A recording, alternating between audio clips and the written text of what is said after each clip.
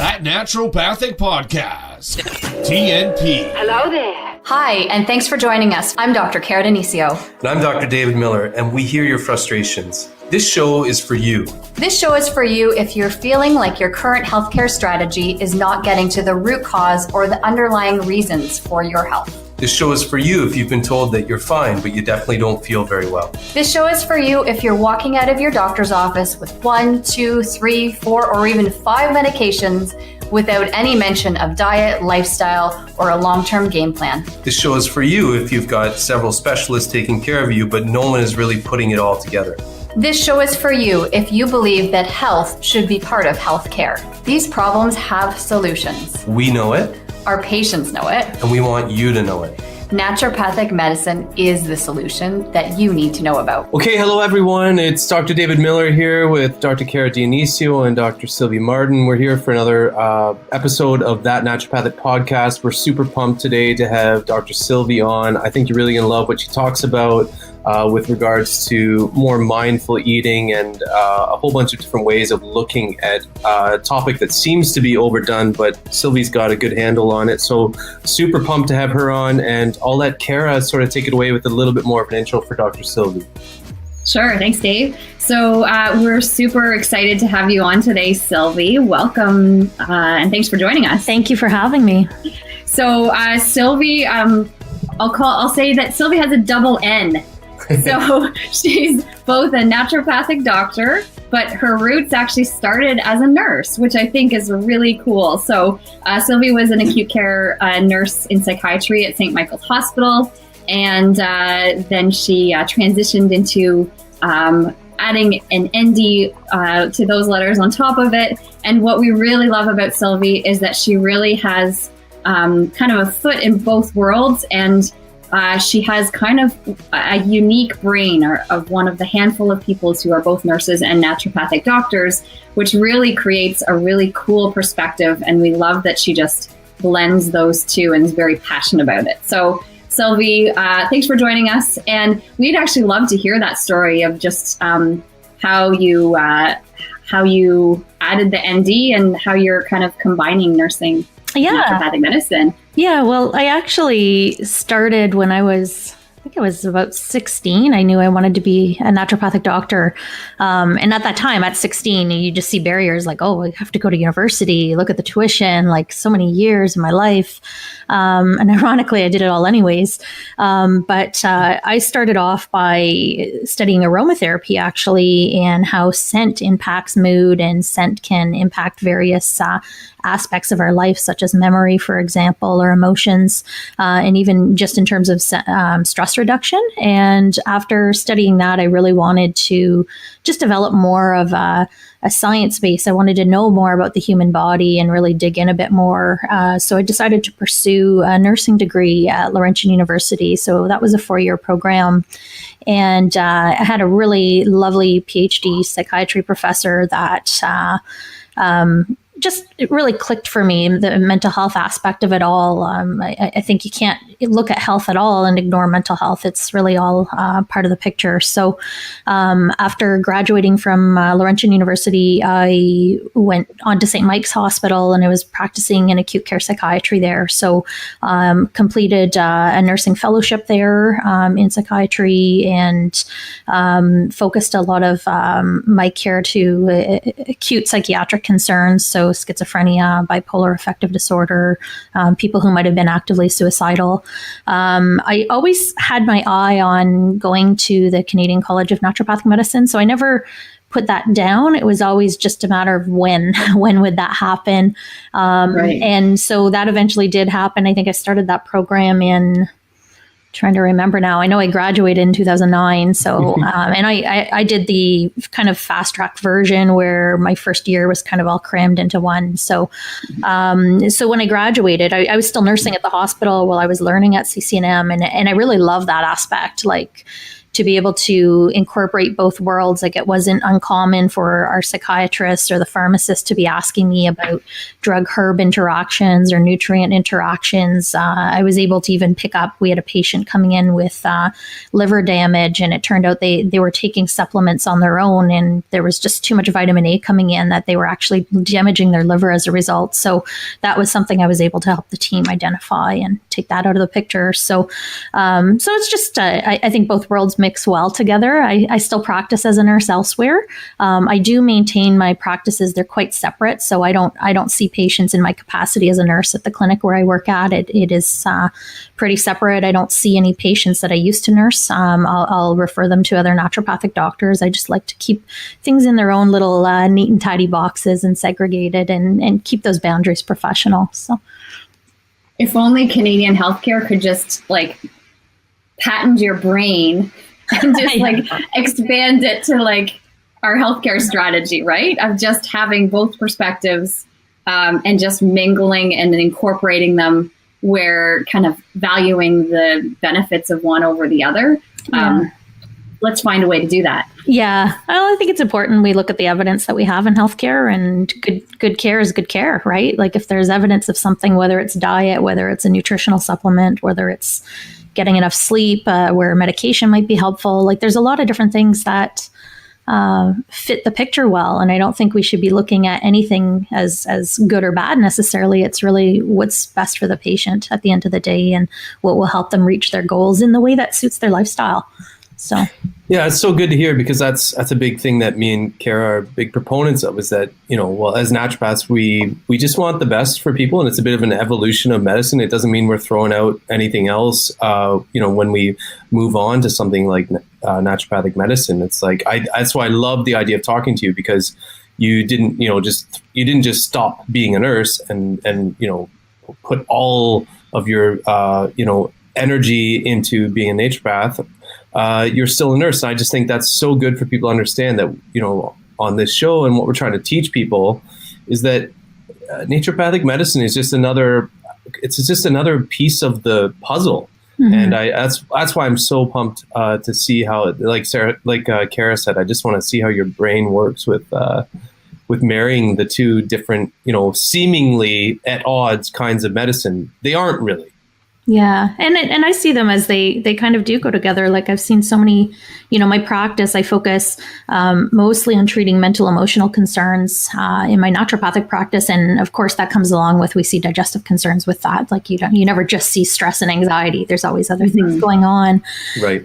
But it's not uncommon. Like, if I have a patient who's comes in to see me and they're in a major depressive episode, I'm the first one to talk to them about, we need to get a psychiatrist on board. You're going to need a medication. And in the meantime, we're going to work on some other things and help to get you out of this. But it's not, at that point, food might not be the only factor, right? Naturopathic medicine is not the only factor. It's about helping prevent harm and helping this person to feel better, ideally in the fastest way that we can get them stabilized. So oftentimes people will come and see me and they're trying to, avoid a medication, where I look at it, well, is it realistic? Are they able to, do they even have the energy and the mood capacity to be able to manage a comprehensive naturopathic treatment plan at this stage in their life? And sometimes that answer is no, right? If you're so depressed that you can't get out of bed, are you going to be cooking and eating and worrying about your iron intake and getting all your protein in, and on top of trying to manage different supplements if they're indicated? That might not be the first thing that is most important for that person. So it's really about supporting people and their lifestyle and where they're at, and helping to make sure the plan is sustainable for them longer term. So. Yeah, what are some of the key things you're looking for? Like, say, let's just do a bit of a mind experiment here, where you're allowed to put on your nurse hat or your naturopathic doctor hat in the same appointment, which I know is impossible, but let's just work with me here.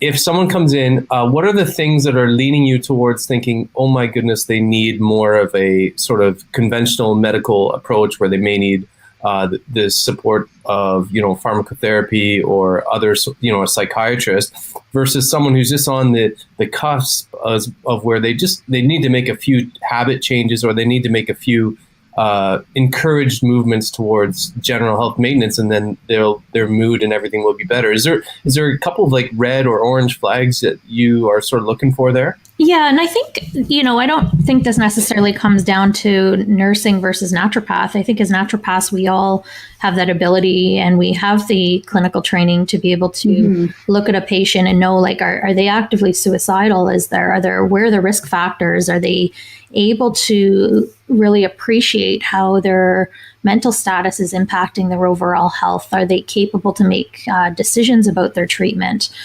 Do they have that insight? So if somebody is psychotic, then it might not be appropriate for them at that time to be pursuing naturopathic care if there's active psychosis and, they think like bugs are living in their body. And we're not talking like, they have an infection. We're talking, they think like there's something eating them from the inside out. And that might be a time where it's not only a clinical judgment for the naturopath, but it's also a standard of practice that they'd have to refer out if it's outside of our level of expertise. So I don't really see that as, nursing brain or naturopathic brain. My clinical knowledge all comes together, and you don't really turn it off if you have training. Like we used to deal with people who were acutely suicidal all the time at the hospital, and sadly, but I will never let somebody come in to see me. You could just be coming in for a skin concern.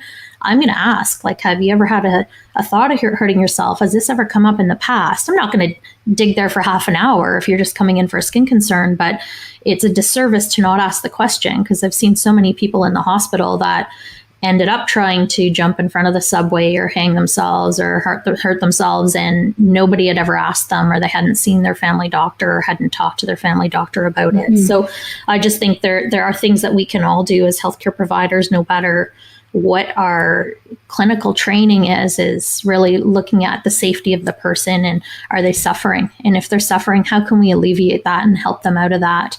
And are they able to, do they have the energy and the capacity and the just ability with all that they're dealing with? If they're in an acute crisis, that's not the time to say, hey, we need to change your diet around. Like, we need to manage the crisis first.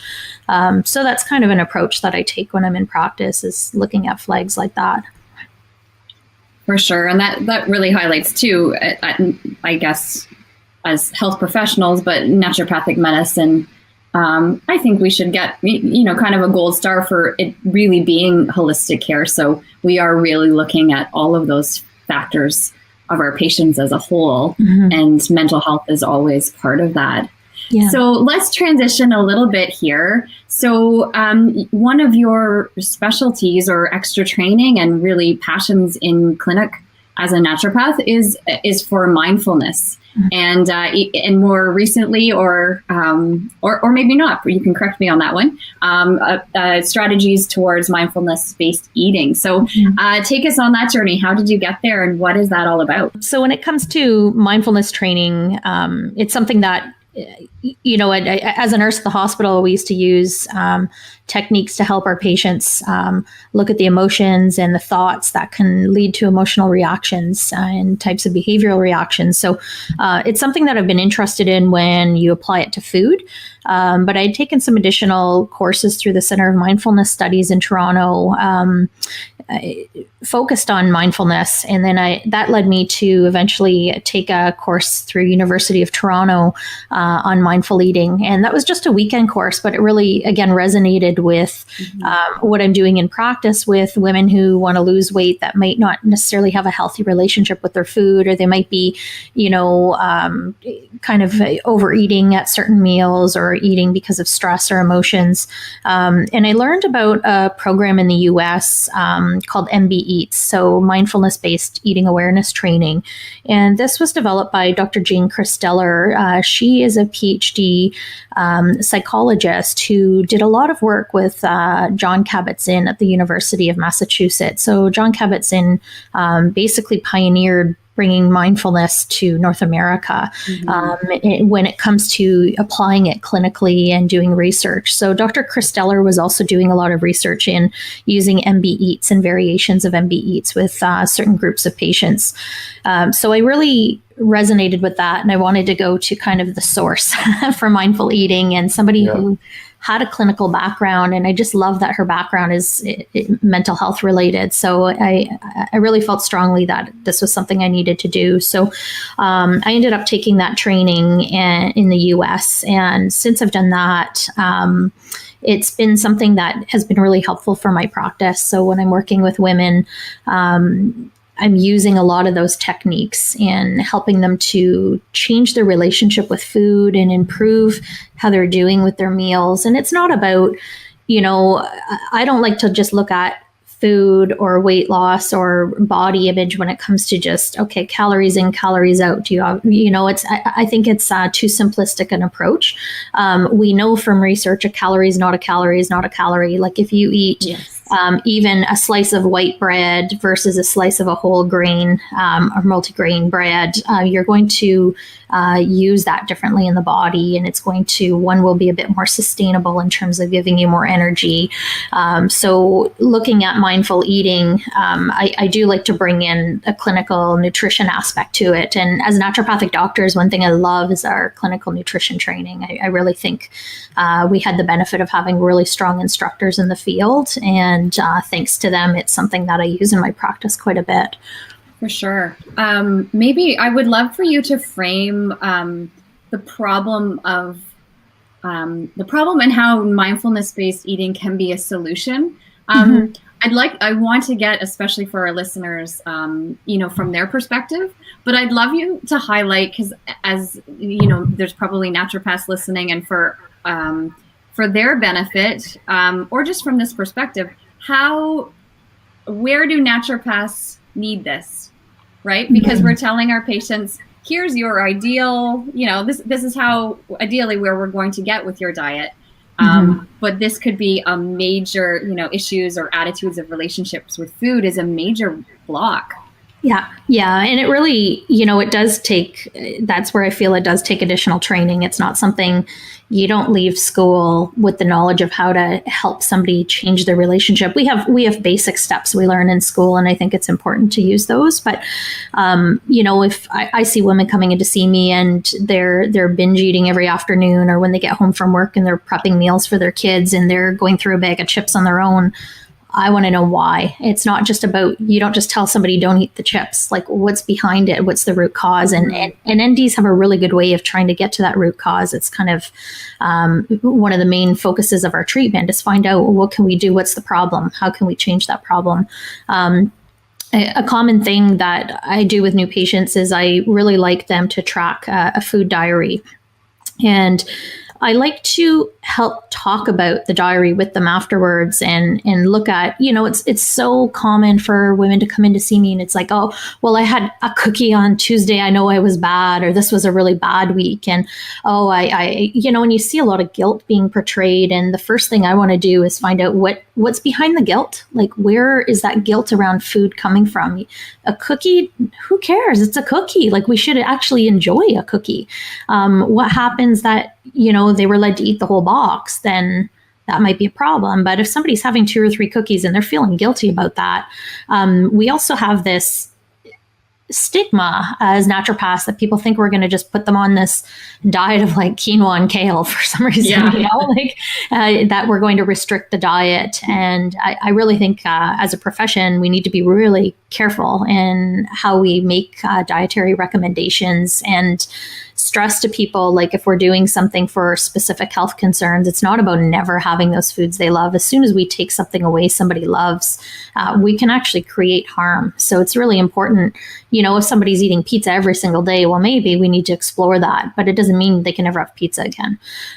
So it's just finding that balance for that person. And I would see and hear a lot of guilt coming in with women eating, and I wanted to find out why and what's happening. And I dig into that with people. Like, if you're feeling guilty about what you're eating, we need to look at where that's coming from. Is it because, your mom told you you were fat growing up and told you can't have cookies, or you weren't allowed cookies in the house, and now when you have them in the house, you have no control. And it's getting to the bottom of that and sorting that out and figuring out, where does that lie? What can we do about it? Because I'm not about to tell that person never buy cookies again. But we need to have it set up where having cookies, it is a special thing that you really enjoy and focus on and take that maximum enjoyment instead of just throwing a few in your mouth, swallowing them, and not actually enjoying that food at the end of the day. Because I think what a lot of people end up getting into is they'll have these foods that they think of as a treat or a snack or an indulgence, and they're not actually really truly enjoying it and sitting and kind of feasting on it. They're really just eating it to kind of nourish themselves somehow emotionally and not paying attention to why. I did some traveling in Europe a couple of years ago with my boyfriend. And when we were there, we were in France and even in Italy. And you see the difference in how people are eating. Like in France, there's no guilt. You can have like a lovely pastry with a really rich hazelnut chocolate filling. And, you don't feel guilty about it, but you sit down and you eat that properly and you thoroughly enjoy it. And it is a treat. It's a luxury. So it's not just something we're doing in passing as we're driving somewhere or as we're on our way out the door. So.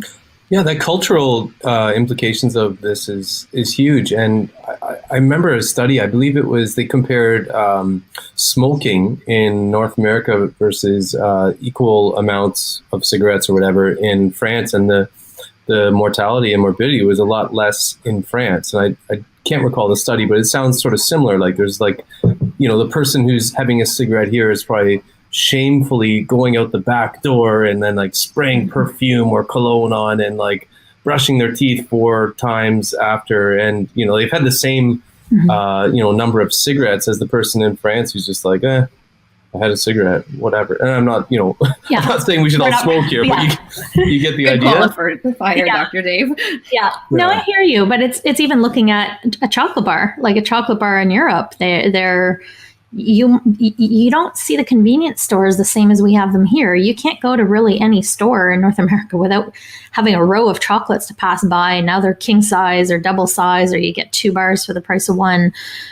Where in Europe, you might go in and buy yourself a truffle or 2, and you're going to thoroughly enjoy that truffle because it's a special thing. It's presented in a different way. So I just think that we do have different cultures, and if I had my way, we'd kind of enhance that in North America and how we're presenting food, because it really is presented kind of as a fast commodity here. But then we have some really great restaurants at the same time that do a good job of displaying foods, right? So. Yeah, and I'm thinking of a book that I've recently been reading called Willpower Doesn't Work. I don't know if you know about it, but it's basically about creating your environment for success. Mm-hmm. Because it's sort of like, we know as naturopaths, we often say, if you don't want to, eat it, then don't buy it. Like if it's not in your house, it's one more step at least to getting it. So there's often, there's some wisdom in doing that. Now, this is maybe not totally in line with what you were saying before, but, I just like to discuss it as a possibility of like, see your view on it, because Willpower Doesn't Work has made me really understand that if I want to succeed in whatever my goals are, like for example, in this clinic room, if I lined the walls with Oreos, I guarantee some of them would get eaten. Like if they're there, I'll eat them. So, I mean, what's your sort of response, or what's your sort of insight into that idea of creating an environment for success? I think it's really key. We're looking at the behavior and the environment. It does all feed into how we're eating and our relationship with food. It's the same thing as if, you ate dinner in front of the TV every night. Well, you're not going to be mindful of actually how much you're eating. You're just going to eat until it's gone. And at the end of the meal, you're probably going to be left either not thinking about it at all, or if we did ask you, did you enjoy the meal? Well, I didn't even realize. I just ate it to fuel my body. Yeah, no, but it's so true. Like that's what's happening. I've got some women that I work with, and it's about, having chocolate. And it's about when you do have the chocolate, set it aside, like sit down and have that chocolate. Like don't just eat it in front of your computer, in front of your phone or electronic devices, or as you're watching TV. Like you really have to structure that time out to enjoy it, make it count. And oftentimes women are finding that they're eating less and they're feeling even more satisfied and loving it that much more. But they're realizing when they've had enough, they've saturated their mouth with the flavor, for example, and they don't need to eat the whole bar. So that's what's really kind of important about it, is having that environment set up. Something personally for me is if the odd time I'll have a sugar craving and it's like, I want chocolate and I like sugary chocolate. I very rarely buy it. And what I do is I have at all times, like seriously right now in my purse, I always have 2 options of a really nice dark 80% chocolate that are just lovely. And I very rarely dip into them, but I know anytime I should want some chocolate, I've got it there. And it's one of those things that I don't eat it as much because it's always there. But when I do, I just love this stuff.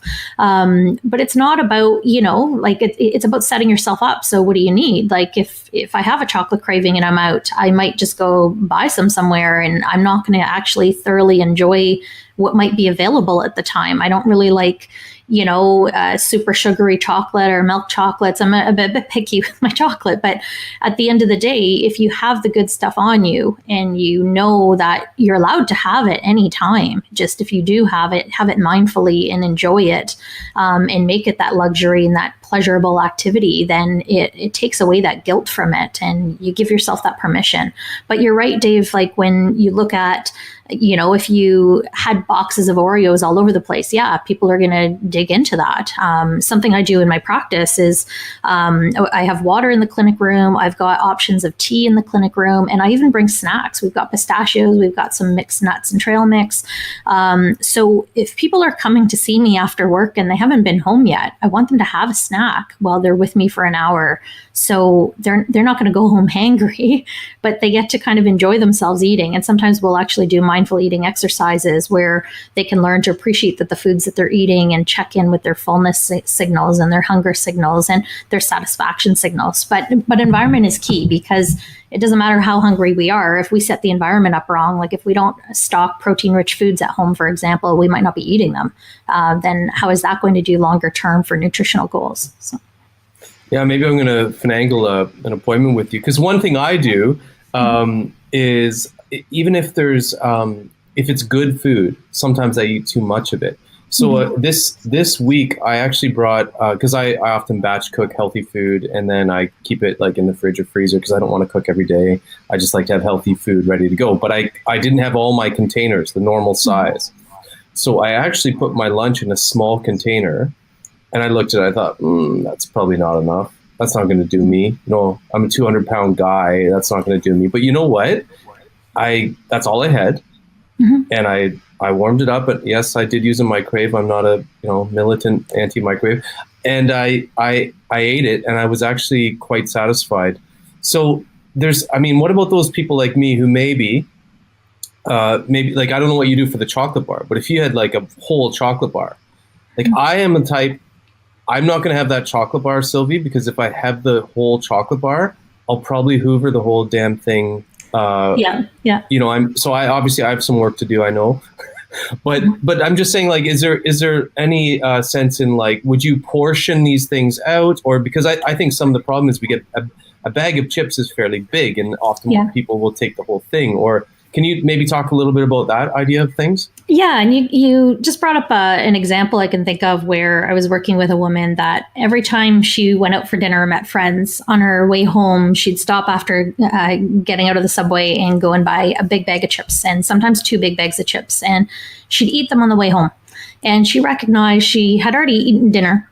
She wasn't really hungry, but she wasn't tuned into her hunger signals at that time. So we did some work around that. But it was also just the pattern of that was treat day for her. She went out to see friends. She kind of let loose a little bit. Right. And we talked about different strategies of dealing with that. And one of the things that made a difference is some days she chose to walk a different way home.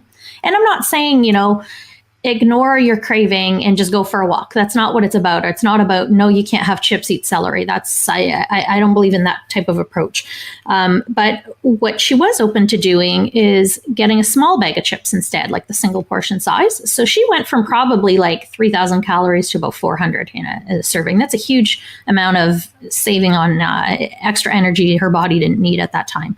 And we focused on eating one chip at a time, but not just eating quickly, letting that chip and for her it was Doritos specifically, is letting it kind of sit in the mouth a little bit, taste that flavor, feel the crunch. What is it about them that she likes? Was it the crunch? Was it the flavor? Was it the salt? Was it the combination? Was it the MSG, right? Because they add that in as that flavor punch, right? And just allowing herself to take that full pleasure out of what she was eating. And she started realizing that she was actually satisfied with the smaller bag and she enjoyed it a lot more. So it's not about, how much you're eating sometimes. Sometimes, if you were out for a run that day, and I know you're sometimes like 5, 10, 20K. If you're running that much, sometimes for you want the whole chocolate bar. Like you just ran that off. Your body's looking for the calories at that point. It's looking for the sugar to replenish stores. But if you weren't just running and you're just watching a movie and you're having chocolate, a big thing to do, or a bowl of chips kind of thing, is separate it out, and give yourself a portion that you feel is acceptable, but not just like eat it really quickly. Like take your time and actually taste it. I have a thing where when my partner Dave and we go to the movies, I love popcorn. I butter on top, butter in the middle. Like I'm like, bring it. But I learned I was eating it really quickly when we started dating. I'm like, what's happening? Like I never eat popcorn this fast. He kind of shovels it in, and I'm like, you're messing up with my enjoyment of this popcorn, because I like going kernel by kernel, but if I didn't keep up with him, he'd eat all the butter without me, right? So this was like a big thing. So sometimes I get my own bag, so I don't have to worry about like keeping up with his pace. And we do that socially. Sometimes you could be at restaurants with friends and people eat at different patterns, different speeds, and not feeling the need to keep up or clean our whole plate. It's about serving yourself what you want to be eating, but taking the time to actually feel like what do you like about the food? Is it the flavor? Is it the texture? Is that creaminess in a mashed potato? Is it the butter? Like really letting yourself linger with that scent, with that flavor, and the end feel in your mouth, and not just like scarfing it down. So I like to consciously decide, because a lot of my patients will say to me, you must eat so well. I can't, like, you have all this training in nutrition and, you must eat so good. And I'm like, well, if you were a fly on the wall, when I get together with my girlfriends on a Friday night in the middle of the summer, like the chocolate covered Swedish berries come out. Yeah. And, but you know what, there's times I'm with my girlfriends, I'm like, you know what, this is about the fun and the jokes and the enjoyment. And, they've all picked something they really love and they've brought it. And I just fully embrace, those opportunities. And then there's other times I'm, maybe I'm getting together with my girlfriends a little more often. And I'm like, you know what, I'm good today. I'm going to bring my herbal tea and I'm going to just, sit and chat with them. So sometimes it's consciously deciding in the moment, but also I like to consciously plan my week or month of, where am I really looking forward to certain foods and enjoyment with the people that I like to hang out with. Yeah. And the people make a big difference, and the setup of meals can make a big difference. Like I remember when I met my boyfriend's family for the first time, they're British, and I remember her saying like, oh, you're my favorite naturopath. She was worried that I wasn't going to want to eat like a traditional British meal. And I'd never had Yorkshire pudding before. I was like, this is the best thing in the world. Like just fried things of bread and you pour gravy in it. Like, I amazing. agree. But what's really neat is the presentation.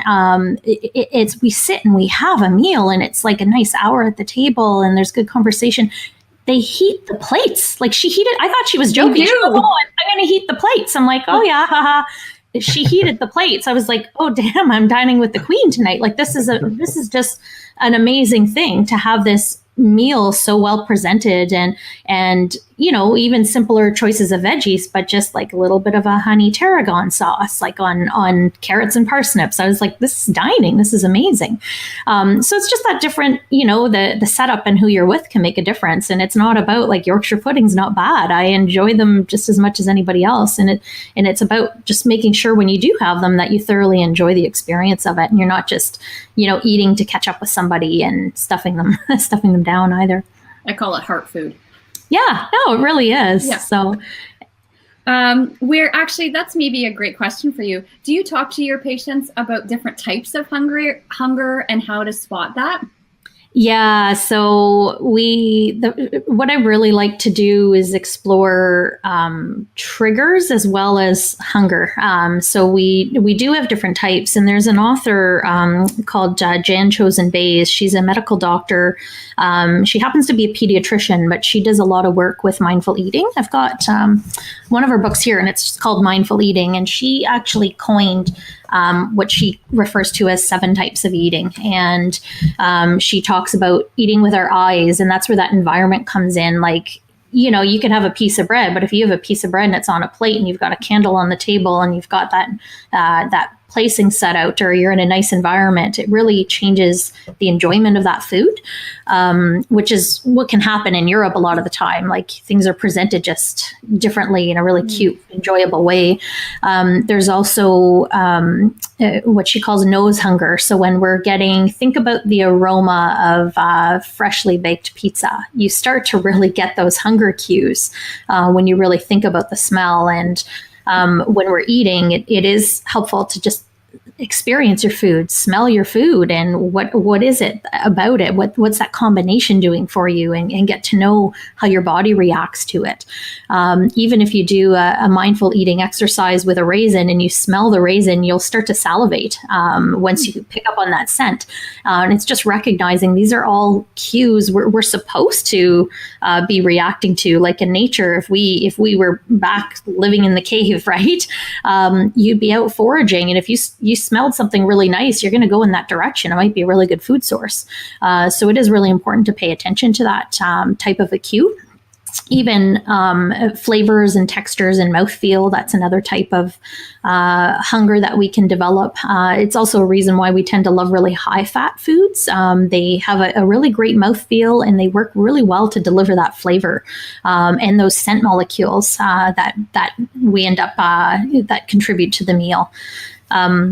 Another form of hunger is stomach hunger. So that's the 4th type. So paying attention, like, are we running on an empty stomach? Are we hungry? And something I notice in practice is a lot of people tend to mistake hunger with thirst. It is important to tune in to, are we hungry? Are we thirsty? Are we dehydrated? Does our body need fluids? So trying to help people to differentiate between some of those cues is what I'll work on with some patients.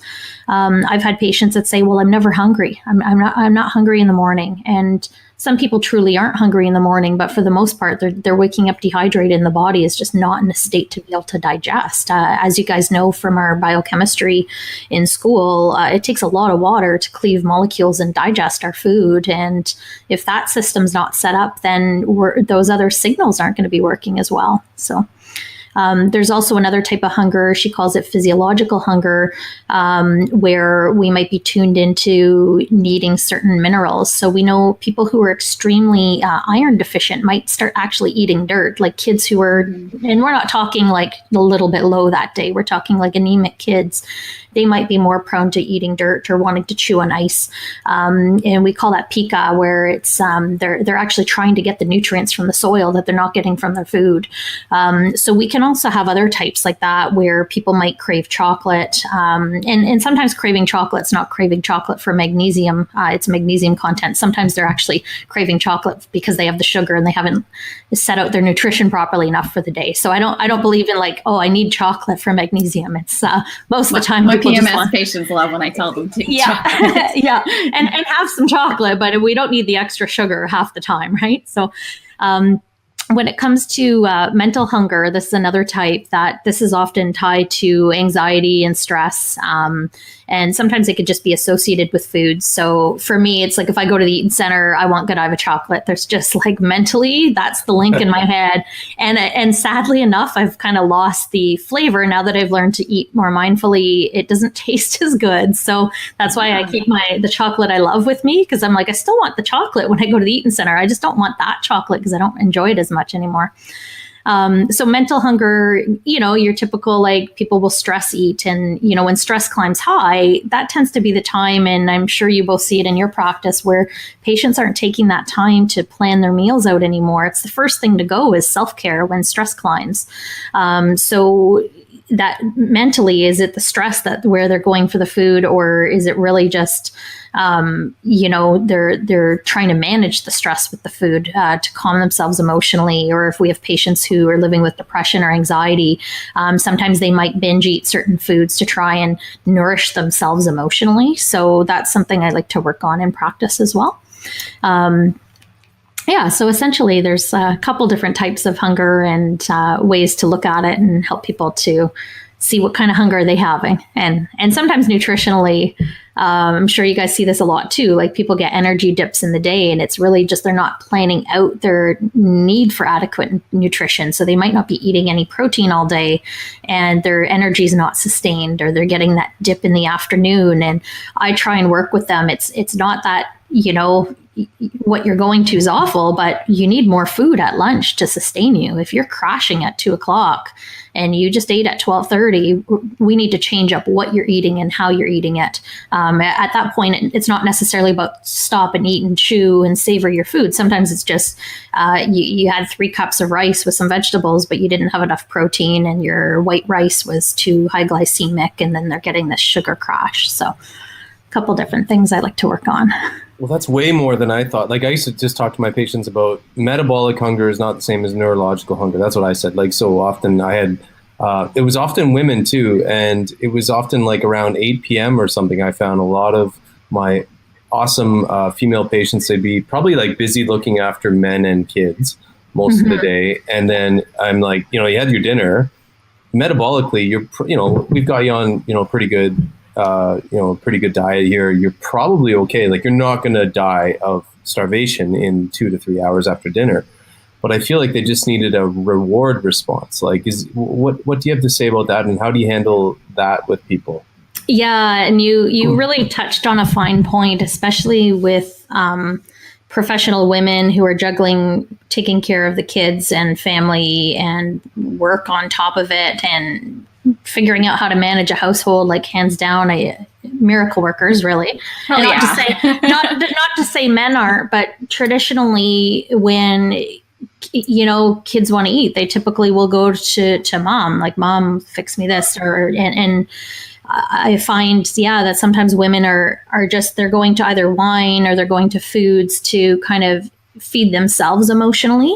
And that's where mindfulness and even just stress management skills can go a long way. Like, what's happening at, where you put the kids to bed and you're just going for, M&Ms or whatever's happening, and you just want to sit in front of the TV. Like, what is it? That's at that point, I start to look at what brings them joy. And this is something that really hit me. I was at a conference one year, and Joe Pizzorno, a naturopathic doctor in the US, Dr. Pizzorno was speaking, and he was talking about what brings people joy. And as naturopaths, like, our role is to help them get back to not just optimal health, but that self-actualization of what brings joy in your life and what really fuels you. And when we help people to recognize that, where I've worked with moms, like one in particular, it was just, there was like nothing dedicated to her. And she was doing all the laundry for the kids, doing all the cooking. And she had like teens at home that could be helping out.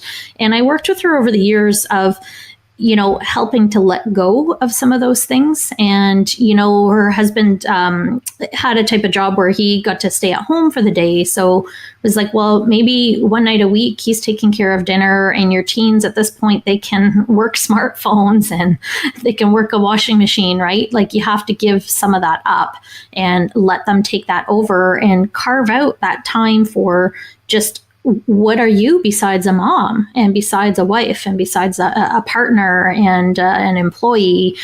What is it that makes you feel alive? Because I think that's, and there's a saying, like, find out what makes you feel alive, because that's what the world needs more of. And it really is. And this person, it was music, and she got back into music and started teaching a lot. And it's just amazing, because it changed her whole relationship with food, but her whole life and her relationship with herself and others, and how she put herself out there in the world. So I think, Dave, you raised a really good point on just the importance of stepping back to look at, what else is happening, because that food is a reward. It's real. And it takes time to get to the bottom of it. And that's where a lot of the mental health related work comes in, of helping people to figure out what that is. And if women feel that they're in this cycle, or anyone, not just women, but if people feel they're in a cycle where food is their only reward, then we need to look at, and ask some pretty serious questions about where's that balance in life, where if this is the only time, that minute of scarfing food down is that time for you, like what's happening? Are you really happy with what you're doing? And it's not about go quit your job, leave your husband and kids behind or anything like that, but it's just finding out where that balance is for that person. Yeah, that's why I say number one mom equals mom number one. Yeah. Dave, I have a question for you. Yeah. Tell me more about metabolic hunger versus neurological hunger. Oh, it's just oversimplification, probably compared to what you were laying out for me. It's more just like, I wanted people to understand that sometimes it's like a reward response. It's like a mental emotional thing where we're just sort of hungry for that reward response. It's not like our body doesn't have the capacity to deal without food for a couple hours. Like, you know, our machinery comes from a time when we were like persistence hunters. We could just run longer than something else. It would fall over and die, and then we would spear it. Like, we were tenacious, and we'd go without eating for a period of time. Days, and sometimes, yeah. Exactly. So I try to use that. Like, we can't lie with the machinery of the body and our origins in terms of our, you know, capacity at some point to have the resilience to deal without eating every, 1-2 hours, which was a big thing, I think, like 15 or 20 years, like, keep eating all the time. And it's like, wow, the more I learn about the gut, like the gut needs a break too. Like, it doesn't clean out unless you have no food in there for like 3-6 hours, so Can I get an amen to that? Like, seriously. Yeah. So I tried to encourage people to understand why perhaps some of their hunger was more, I just said neurological, because some of it may be like a dysglycemia, and that does guide a lot of our treatment too. But then it brings in all the things you're talking about, like emotions. It brings in stress, cortisol, like you go on and on. It's all there in terms of neurological hunger. The way I called it, that was a loose term. Yeah, no, but I like it because it kind of encompasses it and it breaks it down a lot easier too. So, because I don't bust out the mindful eating in one visit. Like, that's a whole, it's the actual program's meant to be delivered over 10 to 12 weeks. So you can imagine it takes some time, and depending on where the person's at. Some of my patients, I've known them for a while, so we can dig in right to step 6 and kind of work on a couple aspects. So they don't always need a formal long process, but yeah, I like that simplification of it. It can be helpful. Sylvie, do you have any suggestions for that woman who's just put her kids to bed? It's been a long day and is just having that craving for, for the M&Ms. I remember reading, I believe there's a program called Creating Change, and they have some techniques in there, and I'm sure maybe you're familiar with that program of distraction or like creating endorphins in other ways of like, dancing or exercise or finding something else, or maybe back to your point of, finding what makes you happy and joy in other ways. But what are your words for that woman who's literally standing at the kitchen counter, pretty exhausted and reaching for the M&Ms? Yeah. And that's a good, the first thing I would ask her is I always want to know more is, well, when is the last time she ate? So prime thing, this just happened to me on Tuesday. I took a course. I was at a camp tech taking just a random course. So, and we get out of the course and this woman approached me. She said, we got to having a conversation and then we talked about mindful eating, and it came up and she said, help me not buy a bag of chips on my way home. And she actually asked me, I need you to help me not buy a bag of chips. I said, well, that depends. Let's talk about this. Like, when's the last time you ate? And it was at like 5:00 and we're at 9:30 now. Said, okay, maybe there's other options. You can look at buying some cashews or some peanuts or some almonds. And she actually had almonds in her purse already. And she was craving the chips. And I'm the same. If I get out of the clinic at 9:30 at night, I would eat chips if they're in front of me. I have to make sure I keep pistachios in the office. I make sure I snack between patients. So I have to nourish myself physically first. And if women aren't nourished physically, I think that's the first thing that they need to be asking themselves and work with their naturopaths on. If you're crashing at a certain time of day, and yes, like a mom with 2 young kids, that is just an amazing amount of energy that goes out, especially if they've already spent the day at work and coming home and they're cooking for other people, and that only time for their self-care is when they're already exhausted. But first asking, is the nutrition adequate? Do they actually need a snack? And if they really want that treat, is portioning out a reasonable portion based on nutritional wisdom. So they might not need 400 calories of it. They might be happy with 150 calories of a smaller portion and just taking their time with it. But also exploring, what is it that will recharge them at that point? Do they need just a hot bath with lights out for a little bit, a couple minutes to themselves? That just gives them that downtime. Or even if it's like literally 2 minutes of a breathing exercise where they're just focusing on connecting with their breath and inhaling and expanding their abdomen and helping what we call the parasympathetic nervous system, our relaxation nervous system, to help kind of kick in to get those stress hormones out of the way. A lot of us know about the flight or fight syndrome. So when, we have got a bear chasing us, we're either going to fight it or run, and our body's ready for that. But in our parasympathetic nervous system would be when we're like basking in the sun, lounging, relaxing, just enjoying our time. A lot of people forget that a lot of us are in the middle, where the bear's not chasing us, but we're not napping in the sun. We're just walking around doing our thing, trying to gather our stuff for the day and keep our kids safe and around. And then they hear this like little twig snap, and the bear's like a kilometer away. So chronic stress is how this impacts people. So they might still have the instinct to kind of scarf their food or just grab something quickly and then go clean up. And it really needs to be about how can we get people to the point where they can like sit down in the field for a little bit and actually enjoy that sunshine and enjoy what gives life that meaning. So, and for that woman, it might be at that time, maybe having the M&Ms and having a few of them, but maybe pairing them with some almonds and get some, a bit more nutrition coming in. But at that point, I'd encourage people to work with a naturopathic doctor to make sure the nutrition's coming in adequately. If stress is that high that somebody's feeling burnt out at the end of every day, then that's really the time people need to check in with someone and have more support. And it might not mean they need a medication by all means. It might just mean that you need help exploring how to reach different health goals, keep that energy up a little bit more, fit in a bit more relaxation and you time, and sometimes a bit more stress support, because they know of my background. When someone comes to you, we've talked about how, maybe they thought their condition or whatever did not necessitate medical care. So they may not have gone to their medical doctor before you. What is the thing that pushed them to come to you? So what went from, okay, I'm not going to see anyone, then they go, you know what, I'm going to go see Sylvi? Yeah, that's a good question. This is something I actually hear from people a lot. So that question is really helpful. People will often tell me that, well, they just didn't feel like it's something the medical system pays attention to. Like they're not feeling well, or they've got stress, or they're dealing with weight's been kind of creeping up over the years and they want to be working on it. And they're just not necessarily confident that other people they're seeing are going to help them address it.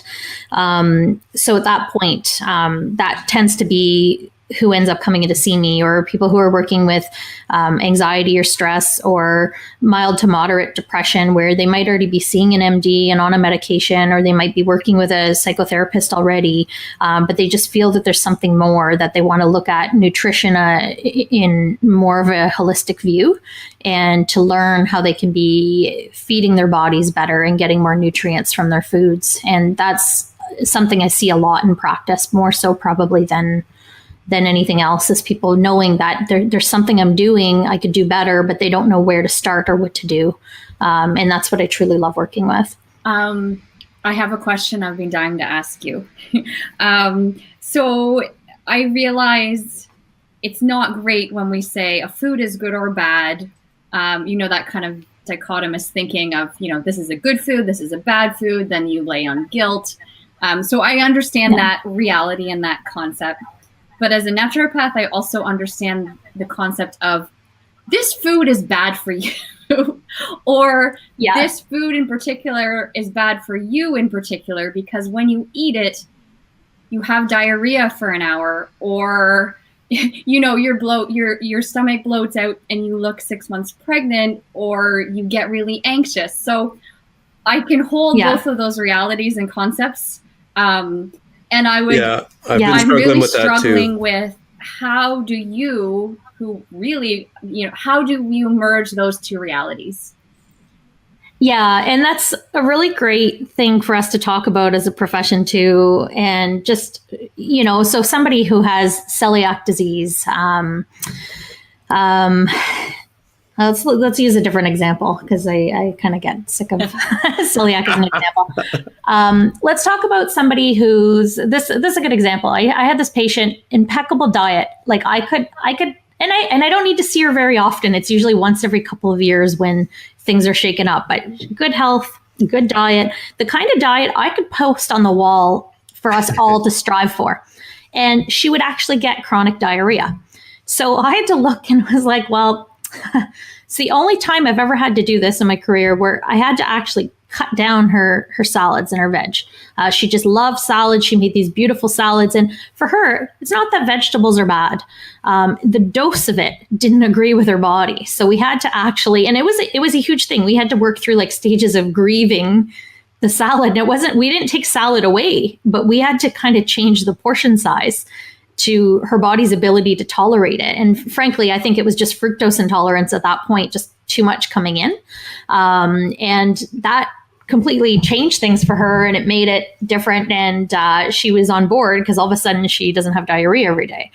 Another thing I see commonly, another patient with eczema loves tomatoes, loves cherry tomatoes when they're in season. Eczema will flare. So we have to talk about, if you don't want to not have tomatoes, but we know you're going to flare, we need to talk about the dose of the tomatoes. So I don't use good or bad. I'll just talk about, look at what the dose of this is doing to your body and how your body's reacting in an unhealthy way, versus saying the tomato's bad, because the tomato still has some benefits to it. You get your lycopene, you're getting antioxidants from it. It's still, technically a fruit, but we look at it as a vegetable in society.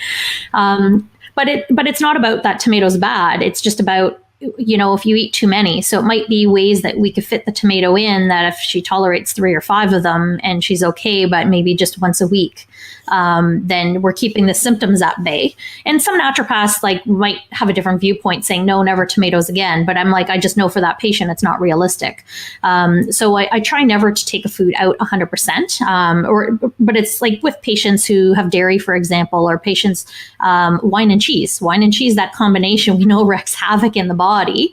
It actually contributes to a lot of digestive concerns that I see in practice. And I'm not about to tell somebody no wine and cheese for you, but it might be we need to look at the portion of the wine, the portion size of the cheese, and maybe add in some probiotics at that time when you're having it. Or if it's like holidays are coming up and there's going to be wine and cheese at a party, maybe have a few more probiotics to offset the balance of the dose you'll consume anyways. But really I talk about dosage and how it's reacting in the body rather than trying to label the food. Because as soon as we have a label, if you told me chocolate's bad, like, oh, damn, I'm going for more chocolate. It's bad. We want to change the way we're looking at the food and keep it to having a healthier relationship with it. Yeah, that's it's a tricky one, eh? I do I don't know. I do with my patients, I'll do a trial of, hey, let's just do an experiment. And I'll frame it as an experiment of, for the next 4 days, what if you don't eat this food? How does your body feel?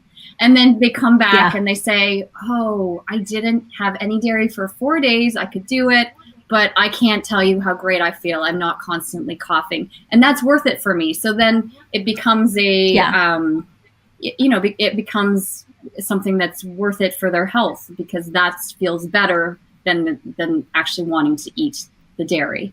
Yeah. And exactly. It's also an exercise of being mindful about what we're putting in our body and how our body's physically reacting, not just how we're emotionally reacting to it. And that's really important as well. It's like if I'm working with patients who have irritable bowel syndrome, we need to consider some of the what we call FODMAP-based foods, so the fructose and certain types of carbohydrates in some of the foods. And it's not about them not being able to have any of them, but recognizing, if they have avocados, if they have, half an avocado, it's too much for their body, but a quarter of an avocado, they tolerate it well. They don't feel bad afterwards. Their digestion is still fine.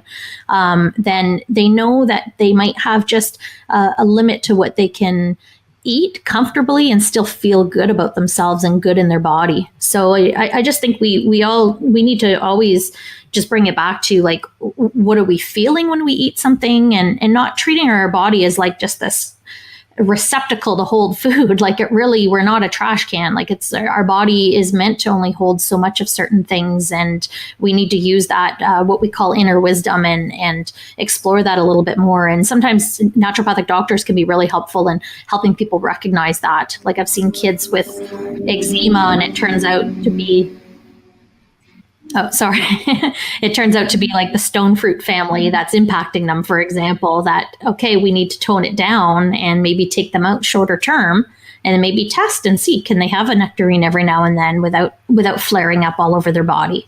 And sometimes for children, and this is where it's harder, because children, they don't necessarily understand like adults do, but they do when they start to notice that they're not suffering anymore.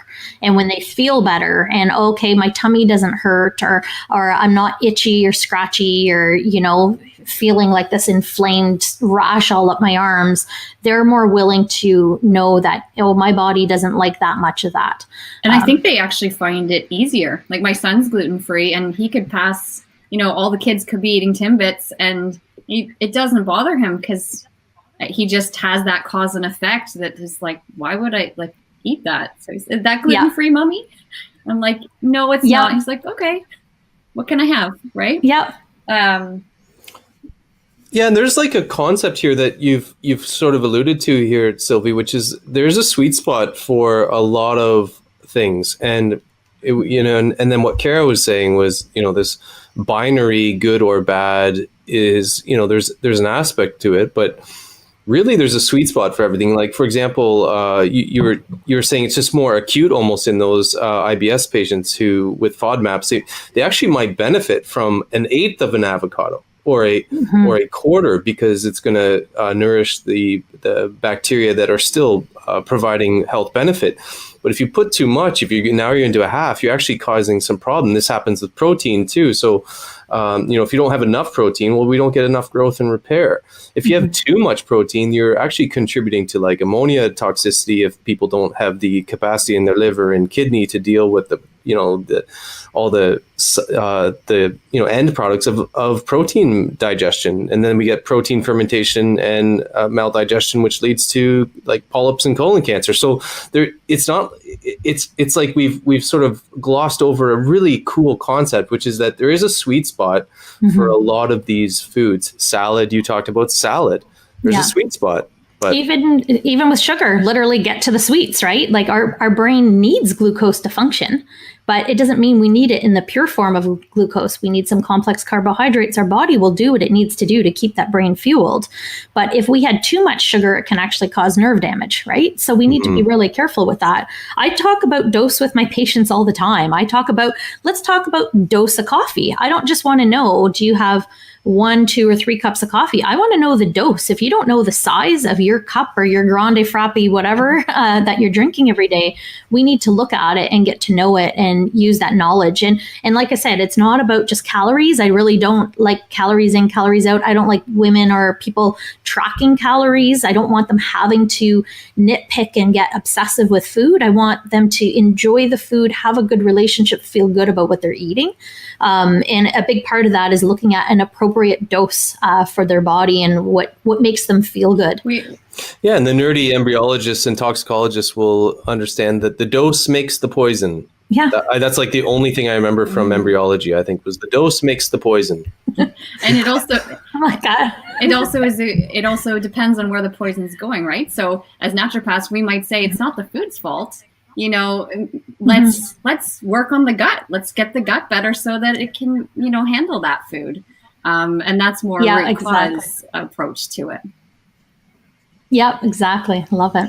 Okay, we got to wind down soon, but there's a couple good questions I want to ask you, Sylvie, which we usually ask to people. And one of them is, I want to know when you kind of get a patient that you're like, oh shit, like this is going to be a tough one. Like, what's one of your tougher ones, and really test your mettle as a naturopathic doctor who's real savvy in this mindfulness of eating.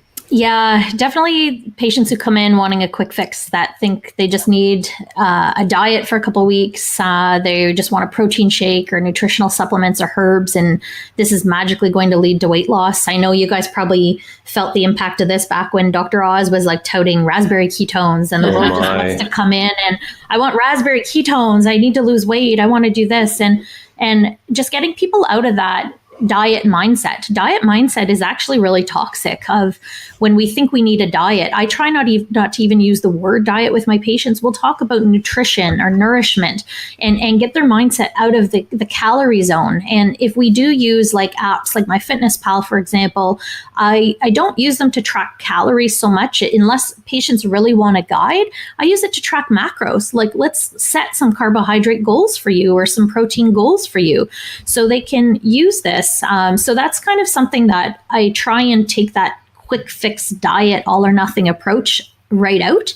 And that tends to be the most challenging mindset to deal with when people are coming in to see me. And the rewards can be huge, though, and you can really help them cultivate that longer lasting, sustainable improvement in their relationship with food. Then it's just all so much better when you can reach and get through to somebody. Also, people who want to follow a really restrictive diet, sometimes they come in, it's like keto is the biggest thing going. People want to come in and do keto diet. And I'm all like, if you clinically have a health concern where you need a ketogenic diet, I'm behind you on that. But if you're doing keto for fad and you just want to do it for a month to lose 20 pounds, you're going to gain that weight back. It's going to come back so fast and it's going to stay on a little bit longer, most likely. So keto is not a long-term sustainable lifestyle for people. It on average, some, a very small percent of the population can do really well on it, but it's not, I'm really not a fan of it because it's turned into such a fad that everyone's going keto, but they're not really doing it well, right? So that's something else that's an issue. And then also people who come in December and they want to use up all their benefits and come and see me and they want to lose weight before the holidays. And at the time that's the most stressful in their lives, work ramps up, stress ramps up, families coming over they haven't seen for a while. They know they're going to be agitated or aggravated around them sometimes. Usually the last thing I want to do is to be restrictive around the holidays. I try and do kind of help with a little bit of damage control, focus on dosing, get maximum enjoyment from the foods without overeating and putting on weight over the holidays. But sometimes I have to work with people on whether or not the goals are realistic. And for the odd couple, it is realistic to try and lose weight before the holidays, but only if they're really ready and it's not going to create more stress in their life. So we talk about that. All right. We would love to hear, what would one takeaway be for our listeners? A really big thing I think people could do to start right away is literally the next thing that you put in your mouth. Take the time, take a breath before you eat it, recognize where it came from, how many farmers were involved in growing this food. Is it even a food that's Canadian? Was it flown in from somewhere? Smell it. Take the time to really taste it like you're a food critic and you're about to really savor this food and determine and figure out the complexity of the flavor. It's almost like if, you buy a really expensive bottle of wine, you're going to sip that wine a little bit differently than the $4 bottle or $6 bottle, right? So it's just really important to be thinking about food. And it doesn't mean every single meal of your day, you're going to stop and savor every single bite. But I really just think is stopping to recognize like this is something that the earth grew for us, that people worked behind to get it to us. Sometimes hundreds of people getting even a kiwi to our attention, right? For flying it over from New Zealand, things like that. Notice how hungry you are before you start to eat. And after a few minutes of eating, take a moment to pause and notice how hungry you are at that point. Are you still hungry? Are you feeling like you don't need more food? And let that help you decide how much you want to eat. That's awesome. Another resource that could be helpful, and this is a book that I really love this book. It's called Well Nourished by Andrea Lieberstein. She's a registered dietitian. She was also one of the trainers when I took the MB Eat program with Dr. Jean Christeller in the US. The book is structured like a workbook / kind of like a journal to help people heal their relationship with food, feed their whole selves, and help to end overeating. And the best part, it's only $20 on Amazon. It has a wealth of information and a lot of mindful exercises to help people to nourish themselves emotionally. So that can be a really good starting point. We'll try to link that to our show notes. Yeah. And also there's the book Mindful Eating by Jan Chosen Bays. That's another really nice one to just kind of dig in a little bit more to exploring hunger. Yeah, I think if we just like summarize what you said, I thought your analogy with the bottle of wine was beautiful. It works perfectly. Just savor it. I will eat a Snickers bar. Like I will eat a Snickers bar like I eat a Godiva. Well, I don't eat Godiva chocolate anymore. I just don't love the flavor anymore. But if the odd time I have a Snickers bar, maybe once or twice a year, I will cut it up and I will savor that. And I find because I've learned to eat more mindfully, I'm almost like super saturating. It's too sweet for me now, to the point where I have a couple smaller pieces. I don't want the rest of the bar. I'll usually park it and have to have it a different day.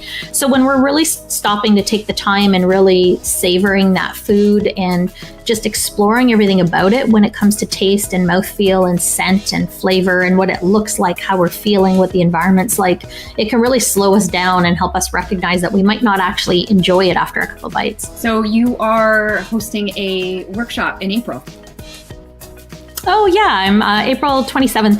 I'm hosting a full day mindful eating and nutrition workshop in Toronto at the Healing Collective.